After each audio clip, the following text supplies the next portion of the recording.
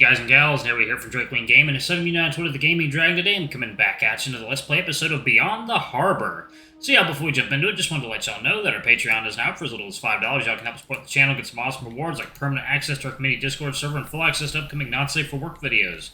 Anyway, y'all, let's go ahead and jump right back in. Alarm chain, you are up, and let's go. Alright. I may have lied about having plans already, but it still isn't too late to make some. I scrolled past a dozen or so numbers I'd collected in high school.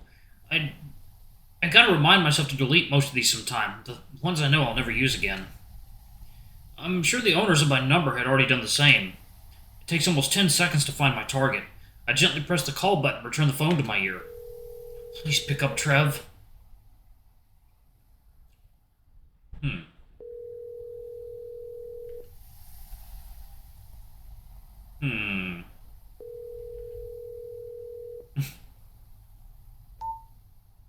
Fucking hell! I kicked the pebble that had been resting at my feet into the ocean. Almost as soon as I lower the phone from my ear, however, it buzzes. Hey, Gall? A text right after he didn't pick up. You should have expected that. Stopping to think for a second, though, this may have been a blessing in disguise. It's probably a good thing Trev didn't pick up right away, since I'm still sort of pissed. I had made that mistake before. Last thing I want to do is blow up on the poor iguana. Why didn't you pick up? You certainly dealt with enough of that these last few years. Guys like Trevor wouldn't know the first thing about dating. Sorry, I'd rather just text right now. You, needed something? I wonder if his dad is actually home right now.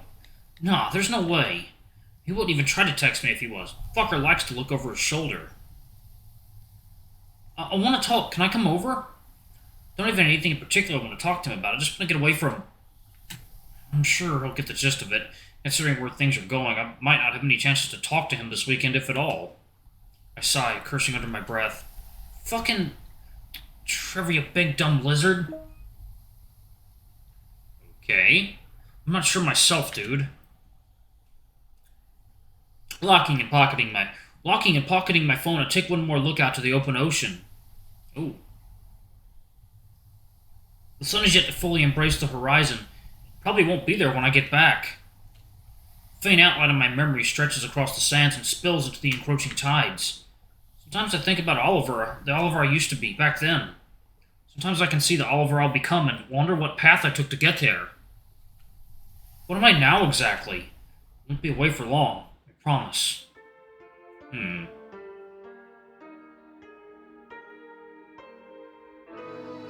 Ooh, nice. Beyond the harbor.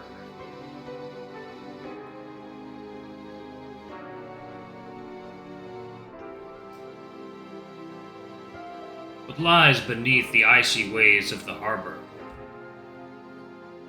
Is it any colder than man's indifference to their own?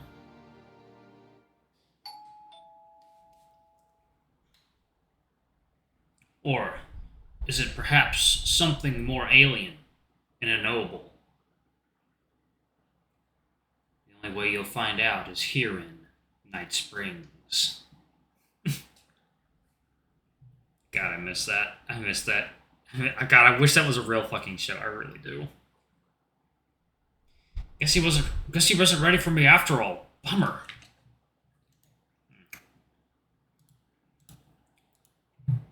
I'm somewhat tempted to ring the doorbell 5 or 6 more times, but the last time I did that... Oh, it's Trevor. Yeah, that Trevor. That particular Trevor. Right, iguana. Gotcha.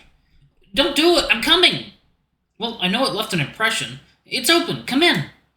I grab the handle and pull, but stagger as I'm almost instantly blasted by the heat of the house. Ugh! Be brave, Ollie. Oh, interesting. Oh, wow. My friend looks at me, but quickly averts his gaze. Hey! Trevor's eyes are glued to the ground, on the verge of tearing up. Did I say something I wasn't supposed to him? I scanned my brain for the text I sent a few minutes ago and... Oh. I should probably apologize for how sudden my texts were. I guess they would have been a little jarring. I give him a warm smile and raise my hand. Hey, Trev. Hey, Ollie. Trevor removes the glum look from his face almost entirely when he sees I'm not upset with him. It's good to see you. Can I come in? Oh, yeah, sorry. Trev steps aside and lets me pass. It feels awful going into the much warmer environment when it's such a nice evening out. Trev's house would probably be my favorite place to hang out if it wasn't for the damn humidity. It's big, comfortably spaced, and has a lot of the latest appliances. My sister used to call it the Lizard Mansion when we passed it on our bikes. She always said you'd better stay away, Mr. Ward will lock you up and eat you. Trevor's dad probably could have eaten me at that age. Hell, he probably could still eat me, even with him being old and fat now. The place is still really nice regardless, no thanks to that jackass. Hey, Trev. Yeah? Would you mind if I went and made myself a drink? You know it's always too hot in here for me. I pluck at the little bit of fuzz I have on my neck, making a show of it. You know, fur and all that. He scratches the scales on his cheek and shrugs. I'll get it for you, I don't mind. I roll my eyes. You'd think with how long I've been friends with the guy, he'd just let me do something myself. Oh. Even if I can't reach the glasses on the top shelf. Yeah, okay, thanks, dude. He nods to me and without a word heads into the kitchen. I follow him. Just water, right? I could get you something else. I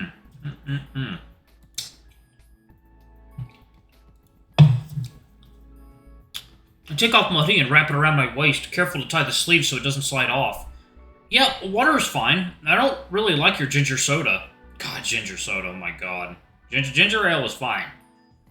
Ginger beer, oh my god, that stuff is strong. I've been in here for less than a minute, but I've already broken a sweat. I know Trevor and his dad like it warm, but this humidity is murder. You want ice, right? Trev turns his head away from the cabinet he's opened to face me as he grabs a tall glass cup from the top shelf. From the icebox. A cup in hand, he gently closes the cabinet and steps over to the fridge. I watch as he attempts to put the cup into the ice dispenser. It's lower than his full height allows him to easily reach, so he has to bend over a little to do it.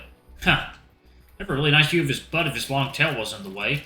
Not that he doesn't have a really nice tail, it's incredibly thick and powerful looking. Did you hear me? Eh? Oops. I need to speak up, sorry.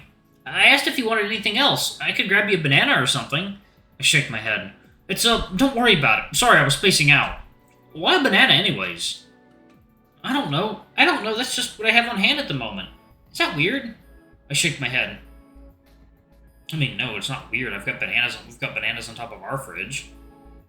No, I don't know why I said anything. The iguana grunts as he stands up, walking over to me. Well, here. Trev hands me the chilly cup, and the ice cubes inside clink against the glass. I take it eagerly and immediately attempt to empty its contents. I can't stop myself from chugging the entire glass at once, and Trev watches in horror as I do. Gah! Why do you like it like that? You're gonna choke! Cool liquid runs down my chin as I drain it. As soon as I feel the ice cubes touch my lips, I lower the glass from my mouth and let out an incredibly satisfied sigh. I wipe my chin with my wrist and turn back to him. Phew! Well, thanks for that, Trev. Trev slits his eyes at me in disbelief and rubs his shoulder tenderly. Do you need any more? I shake my head. No, that was refreshing. I'm gonna hang on to this for a while, though. I shake the cup and clink the ice together, before bringing it back up to my lips and tipping an ice cube into my mouth. I never got why you enjoyed that so much. It's my turn to shrug at his response, as I loudly crunch the cube between my teeth. So you want to go sit down? I nod and follow Trev back into his room. Trev's space is just as it always been, sparse and tidy. Sort of the opposite of mine. I always procrastinate when it comes to cleaning, and Trev hates it. He doesn't come over to my place often. Whenever he does, I can tell the bit of the clutter I have makes him uncomfortable. The opposite of comfortable, though? That'd be Trev's king-size bed draped completely in puffy white blankets. Checking out.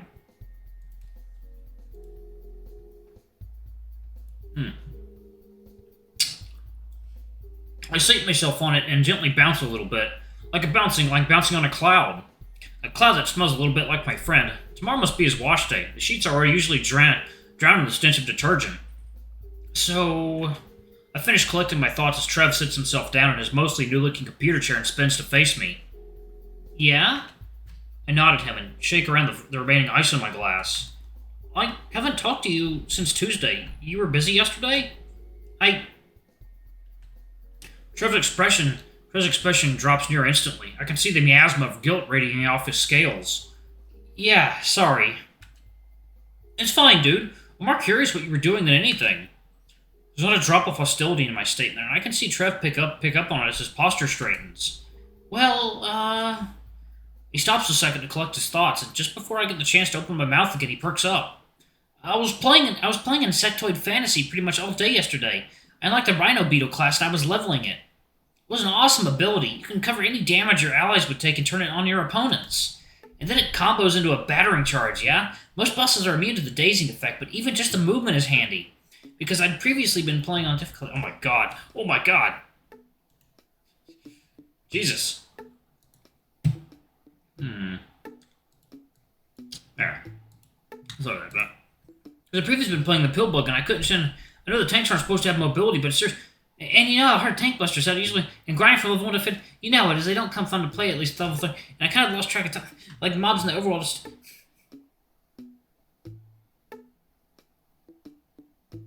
Good God. Well, someone fell asleep. I just stopped trying. Oh my god.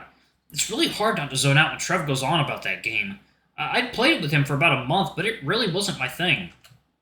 He was really happy that I was playing with him, though. Offered to pay my monthly subscription, too. I just wasn't interested enough to accept. Still. But then the boss jumped away at, But that wasn't the case, but it was pure... Oh my god. So yeah, I actually cleared the last raid tier with a pickup group. Crazy, right? I smile at him as he stops, breathing heavily. How long did he talk? Yeah, dude. Trev shoots me back an honest smile, the kind that always warms the heart. Though I know better, that couldn't possibly be the whole story. Well, I'm glad you had fun, but that can't be the only thing you did yesterday. Didn't you tell me your dad was coming home for a bit? What smile he did have wipes itself from his face, and he droops down once again. He did. Not that he was really here for long. He got a work call within a few minutes of being home. I roll my eyes and sigh quietly. So what, work's been keeping him away? No, actually, it's sort of the opposite.